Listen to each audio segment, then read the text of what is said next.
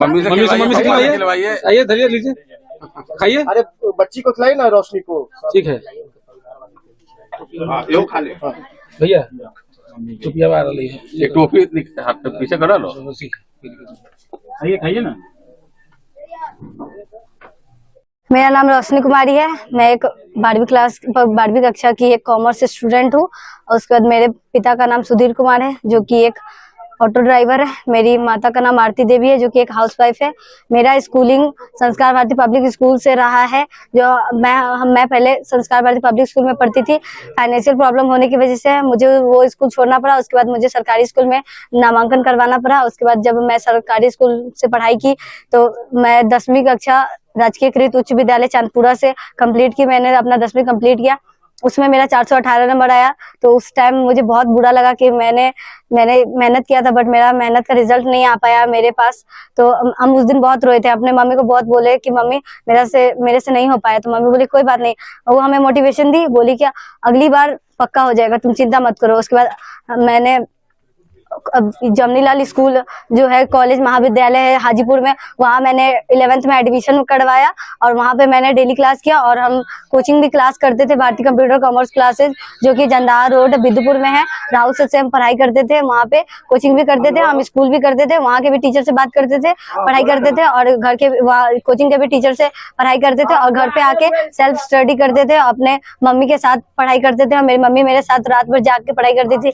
मेरे वजह से मेरी मम्मी कितने रात जागी होगी वो कोई नहीं, वो हम ही जानते हैं कि मेरी मम्मी के जागने से मेरे पापा भी जागते थे, सोचते थे कि पढ़ती है, मतलब वो भी सोचते थे कि क्या नहीं होगा, मेरी बेटी क्या करेगी क्या नहीं करेगी। और उसके बाद मेरा रिजल्ट आप लोगों के सामने है। जब वेरिफिकेशन के लिए हम गए वहाँ पे पटना बोर्ड, तो वहाँ पे जाके मैंने इतने सारे बच्चों को देखा तो मुझे बहुत डर लगा। ऐसा लगा कि नहीं, इतना सारा कंपटीटर में मेरा फर्स्ट रैंक आना पता नहीं पॉसिबल है या नहीं है। तो फिर बाद में जब मेरा सच में रिजल्ट आया तो हम बोले नहीं, मैंने कर दिया। हम सोचे थे टॉप 10 में हम आ जाएंगे, बट टॉप नंबर रैंक 1 में आना ये मेरे लिए शायद ही मुश्किल होगा, लेकिन ऐसा नहीं हुआ। मेरे लिए वो मुश्किल नहीं हुआ, हम कर ही दिए।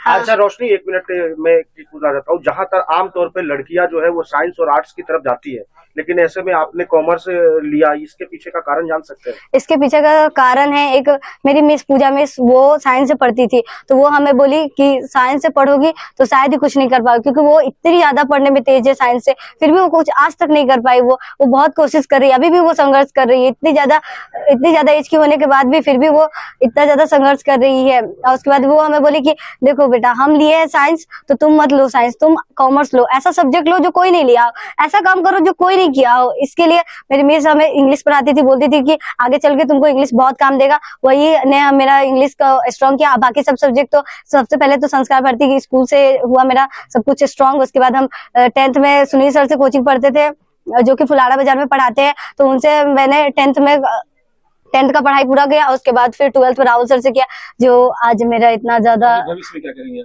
भविष्य में हम तो पहले सीए का सोचे थे, बट फैमिली कंडीशन को देख के ये खुद का सोचे कि सिर्फ हमें ही नहीं पढ़ना है, मेरे भाई बहन को भी पढ़ना है। तो मेरे पापा अगर मेरे पे ही सारा पैसा खर्चा कर देंगे तो फिर मेरा भाई बहन क्या करेगा? वो लोग एक दिन हमें बोलेगा कि तुम्हारे वजह से मेरे पापा मम्मी मेरा पे पैसा खर्चा नहीं किए हैं। तो इसलिए हम सोचे कि सीए करेंगे नहीं। तो फिर बाद में हम सोचे कि जैसे हम 12th का पैसा कमा के 12th कंप्लीट किए क्लास, तो सोचे कि ऐसे ही हम सीएस का पढ़ाई कर, सीएस में कम पैसा लगता है, तो हम सोचे सीएस का ही पढ़ाई कर लेंगे, कमा लेंगे, पापा का हेल्प लेंगे, फैमिली का सपोर्ट रहेगा। रिलेटिव्स का पता नहीं है, बट रिलेटिव्स का वो नहीं समझते कि हाँ रिलेटिव्स देगा या नहीं, फैमिली दे रहा है यही बहुत है। उसके बाद अब तो शायद मेरे टीचर भी बोलते थे तुमको जो कर रहा है करना, तुमको जितना पैसा चाहिए हम देंगे, तुम्हारा हम फ्यूचर में हमेशा सपोर्ट देंगे, तुमको आगे बढ़ने में कोई रोक नहीं है कि तुमको कोई रोकने दे। कितने भाई बहन है आपके परिवार के? मेरे भाई बहन, हम मेरे पिताजी ऑटो चलाते हैं, जो सुबह जाते थे 7 बजे। उनका एक लॉटरी का टाइम होता है जो कि 7 बजे के अंदर होता था।